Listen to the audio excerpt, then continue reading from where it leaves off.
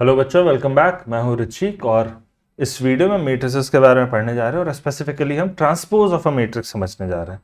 तो जैसे हम हमेशा करते हैं, पहले हम एक मैथमेटिकल डेफिनेशन लिखेंगे और फिर उसे धीरे धीरे ट्रांसलेट करना शुरू करेंगे into something that we understand, something that we can comprehend. तो let's see, make sure that you have subscribe to our Telegram channel. ऐसे सारे नोट्स, डीपीपीज वगैरह आपके पास आपके फ़ोन में मिलते जाएंगे आपको। क्लास का स्केड्यूल्स, जो माइंड मैप्स हम बनाते हैं आपके लिए। हमारे इंस्टाग्राम पर ज़रूर आप हमें फॉलो कर लें, हम आपसे कनेक्टेड रह पाएंगे उस तरीके से। और उसके बाद भी अगर आपका कुछ भी छूट जाता है, कोई भी मटेरियल आप नहीं एक्सेस कर पाते हैं, तो www.anandmoney.com पर हमारे मटेरियल का पूरा रिजर्वॉयर है। आप फ्रीली रजिस्टर करके खुद को you can access all of that. So make sure that आप इन सारी चीज़ों का फ़ायदा उठाएं। और अब हम लोग शुरू करते हैं अपने मैथमेटिक्स के साथ। और हमारा टॉपिक है आज का इस वीडियो का ट्रांसपोज ऑफ अ मैट्रिक्स। तो mathematical definition before anything else, definition, right? I love definitions. तो let A be a matrix जिसका क्या number of rows and number of columns है। तो m क्रॉस n डायमेंशन है, that means m rows n columns. और इसके elements को हम डिनोट करेंगे ए आई जे से। जो ith रो का jth कॉलम का एलिमेंट होगा उसे हम ए आई जे लिखेंगे। देन द ट्रांसपोज ऑफ ए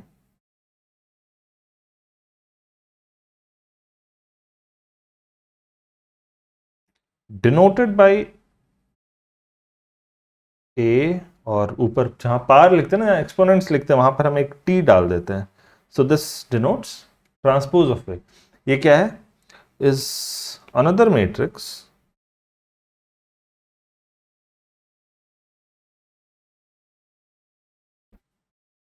अब इसका नाम हम एटी ही दे रहे हैं।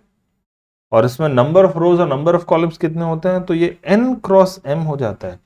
जो नंबर ऑफ रोज थे ए के, वो ए ट्रांसपोज के नंबर ऑफ कॉलम्स है।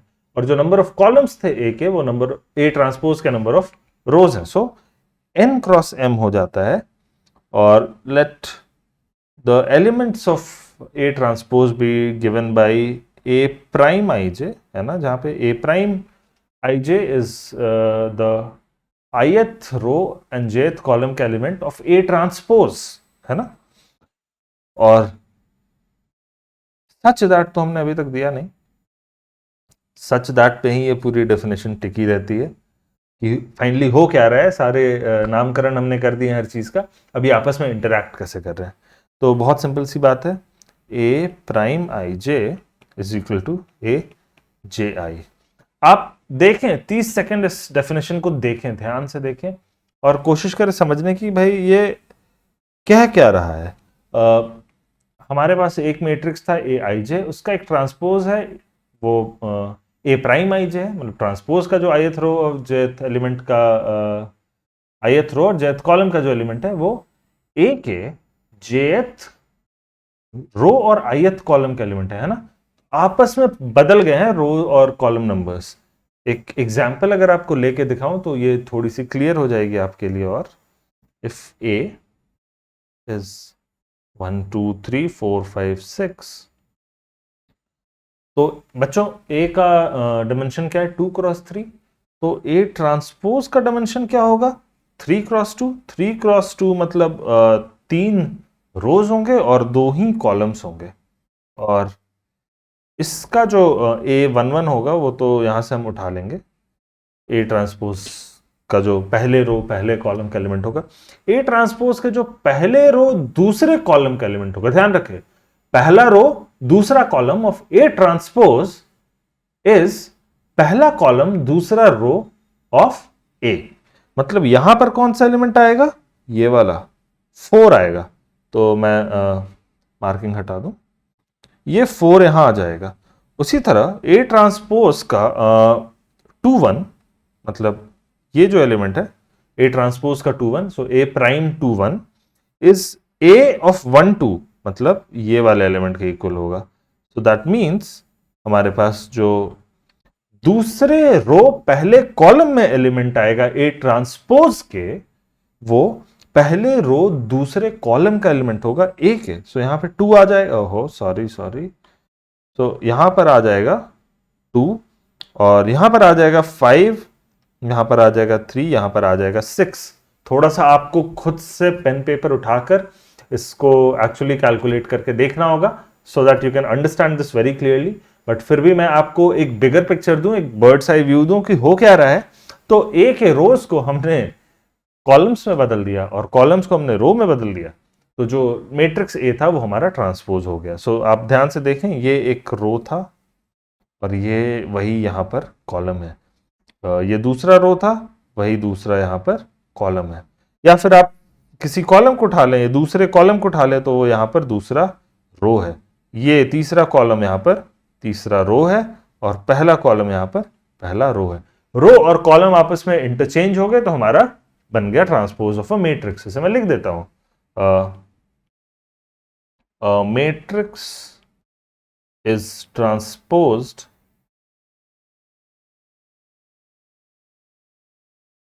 by interchanging its rows and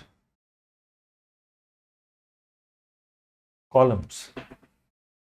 इसीलिए बच्चों हमने देखा था कि जो ट्रांसपोज में नंबर ऑफ रोज थे वो एक्चुअल ओरिजिनल मैट्रिक्स के नंबर ऑफ कॉलम्स के इक्वल थे, क्योंकि वही कॉलम्स तो यहाँ रोज बन गए और जो ट्रांसपोज के नंबर ऑफ कॉलम्स थे वो ओरिजिनल मैट्रिक्स के नंबर ऑफ रोज थे, क्योंकि वही रोज यहाँ पर कॉलम्स बन गए। आई होप यहां तक क्लियर है हर एक चीज। अब चूंकि हम ट्रांसपोज समझ चुके हैं तो ट्रांसपोज का यूज करके एक दो और टर्म्स हम डिफाइन करना चाहेंगे। जो पहला वैसा टर्म है that is a symmetric matrix.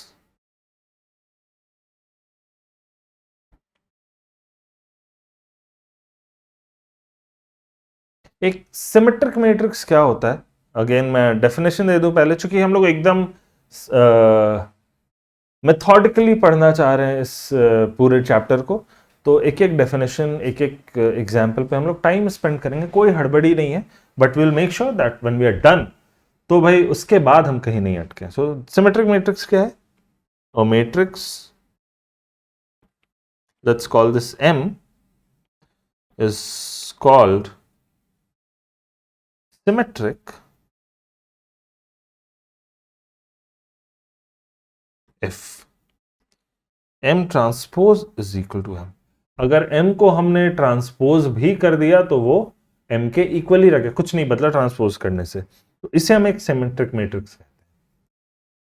दो तीन चीजें बहुत सामने उभर कर आती हैं। सबसे पहले कि M ट्रांसपोज कर देने से नंबर ऑफ कॉलम्स और नंबर ऑफ रोज तो बदल ही जाते, कुछ नहीं बदलता तो क्योंकि जो number of rows of M है वो number of columns of M transpose है, और number of columns of M है वो number of rows of M transpose है। तो M ट्रांसपोज और M का इक्वल होना तभी पॉसिबल है जब M में जितने रोज थे उतने ही कॉलम्स भी होंगे। क्यों? क्योंकि M में जितने रोज हैं उतने कॉलम्स हैं M ट्रांसपोज में, है ना। लिख देता हूं, आप बिल्कुल कंफ्यूज मत होना, एकदम धीरे धीरे समझाऊंगा मैं, हर चीज समझ में आएगी। अगर आपको स्लो लगे तो आप 1.5x पे देख लो, 2x पे देख लो, बट मैं समझाऊंगा धीरे धीरे। So number of rows of M is equal to number of columns of M transpose. ये ट्रांसपोज ऐसे ही करते हैं मैट्रिसेस को, और number of columns of M transpose is equal to number of columns of M। अब ये दूसरी वाली बात कहां से आ गई? ऐसा तो नहीं होता ट्रांसपोजिशन में। तो भाई दूसरी वाली बात यहां से आती है कि M ट्रांसपोज और M तो सेम ही मैट्रिक्स है, तो M ट्रांसपोज में जितने कॉलम है उतने ही M में भी कॉलम है। ये बस सिमेट्रिक मैट्रिसेस के केस में ऐसा हम देख रहे हैं कि M ट्रांसपोज और M बराबर है, तो भाई इसके कॉलम बोलो या उसके कॉलम बोलो, आएगा तो सेम ही नंबर। और if A is equal to B, B is equal to C, तो A is equal to C हमें छठे सातवें क्लास में पढ़ाया जाता है ये चीज। तो हमने क्या देखा? Number of rows of M is number of columns of M transpose, और number of M transpose is number of columns of M। तो इससे हम बोल सकते हैं कि number of rows of M must be equal to number of columns of M for a matrix to be symmetric। है ना, बिल्कुल जाहिर सी शुरुआती बात है कि अगर सिमेट्रिक मैट्रिक्स है तो उसमें जितने रोज हैं उतने ही कॉलम्स होने पड़ेंगे। ये सबसे पहली बात जो हमें दिख के आती है। इनफैक्ट ऐसे मैट्रिसेस का एक स्पेशल नाम भी है जो आप एनीवे आगे देखेंगे ही, बट मैं यहां पर भी मेंशन कर दूं कि जब भी ऐसा होता है number of rows of M is equal to number of columns of M, मैं नहीं कह रहा हूं वो ऊपर एम ट्रांसपोज वाली बात अभी भूल भी जाएं, सिंपली नंबर ऑफ रोज और नंबर ऑफ कॉलम्स अगर इक्वल हैं तो ऐसे मैट्रिक्स को हम स्क्वायर मैट्रिक्स भी कहते हैं। है ना, बिल्कुल आप समझ रहे होंगे क्यों कहते हैं, क्योंकि जितने कॉलम्स उतने ही रोज हैं, तो जो लेंथ और ब्रेथ हमारा बनेगा, लेंथ ऑफ ब्रेथ मैं ऐसे वेगली बोल रहा हूं, ऑफ कोर्स उसको लेंथ ऑफ ब्रेथ नहीं बोलते हैं, बट जब हम लिखेंगे तो एक स्क्वायरिश सा मैट्रिक्स बनता है, तो स्क्वायर मैट्रिक्स इसे कहते हैं। जब भी स्क्वायर मैट्रिक्स वर्ड आपको दिखे आप घबराइए ना, बहुत सिंपल सी चीज है, जितने रोज हैं उतने कॉलम्स हैं। ऑल राइट, ठीक है। Matrix M is called symmetric if M transpose is equal to M, और M transpose is equal to M तभी पॉसिबल है जब number of rows of M is equal to number of columns of M, और number of rows of M जब भी number of columns of M के equal होता है तो जनरली इसे एक स्क्वायर मैट्रिक्स बोलते हैं। तो हम क्या बोल सकते हैं, सबसे पहले we can say that every symmetric matrix is a square matrix. Every symmetric matrix is a square matrix. ठीक है, क्या हम बोल सकते हैं कि every square matrix is a symmetric matrix? Every square matrix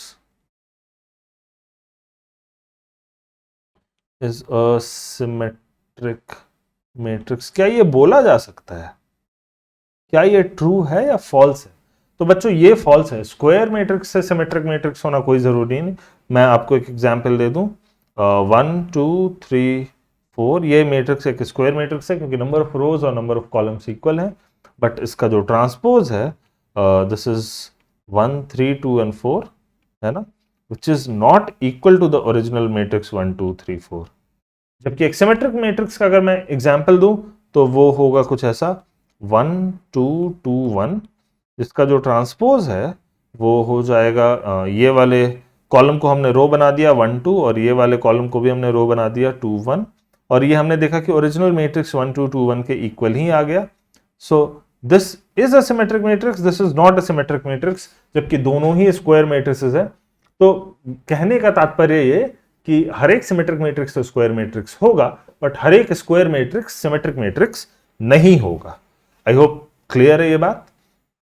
अब हम देखते हैं इस बात को कि एक एंटी सिमेट्रिक मैट्रिक्स क्या होता है। जैसे सिमेट्रिक मैट्रिक्स हमने डिफाइन किया, वैसे एक एंटी सिमेट्रिक मैट्रिक्स डिफाइन करेंगे।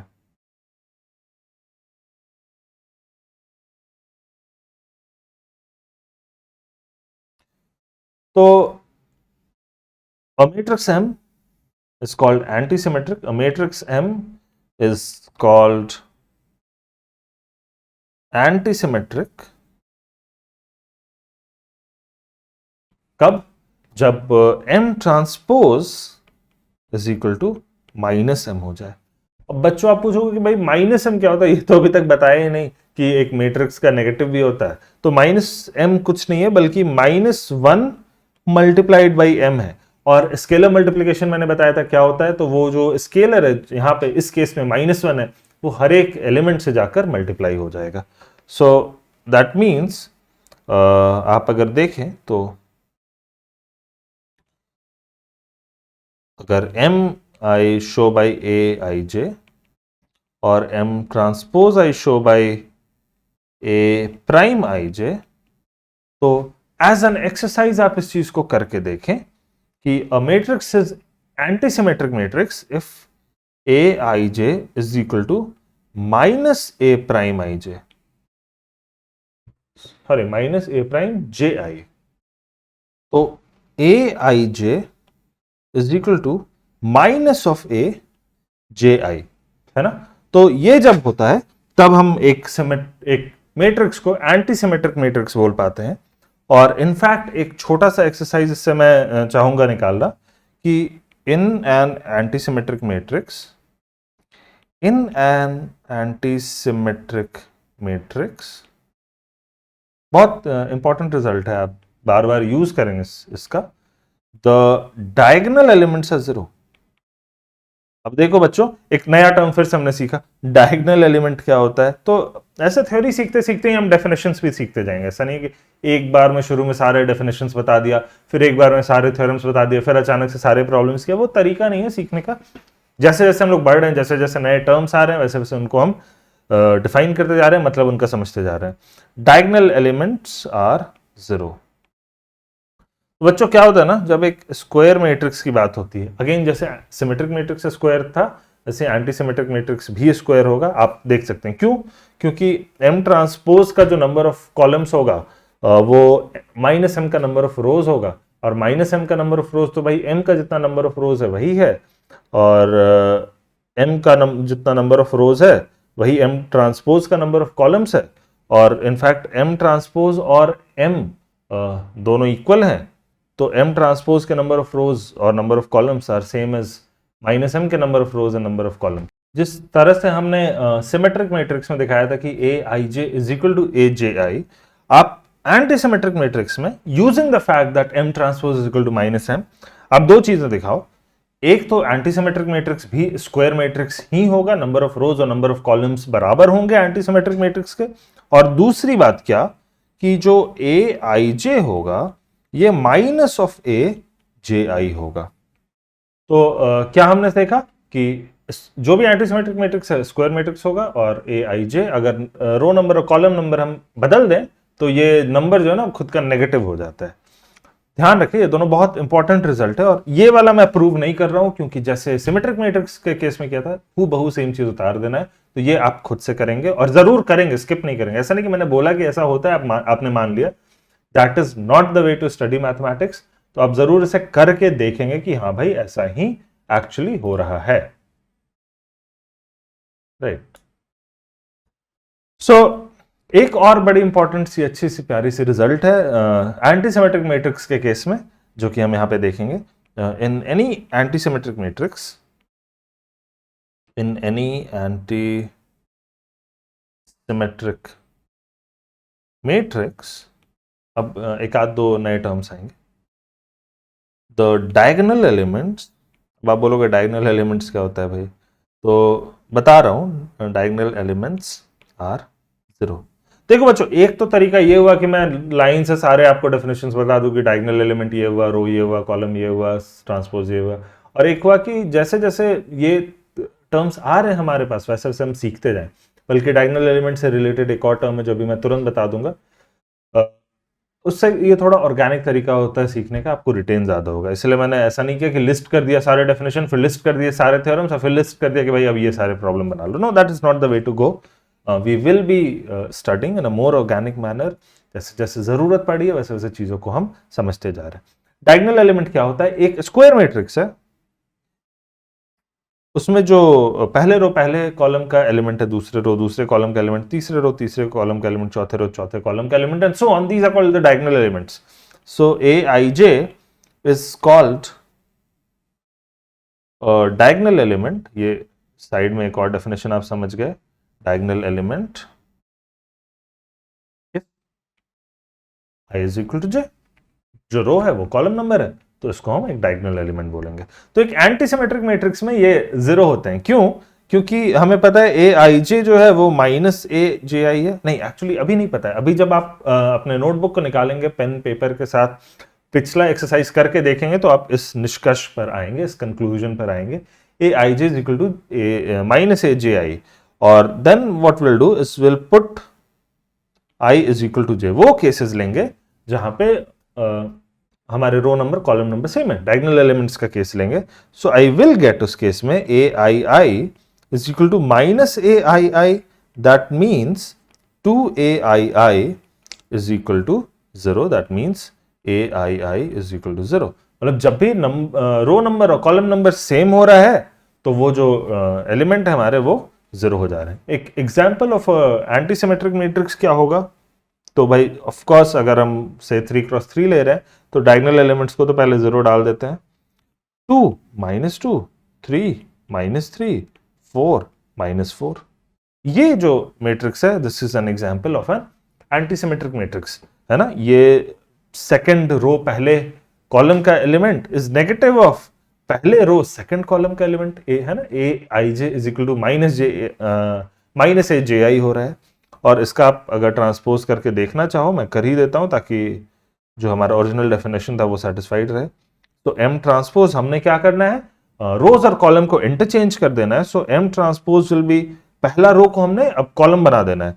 तो 0 -2 -3, दूसरे रो को अब दूसरा कॉलम बना देना है। सो 2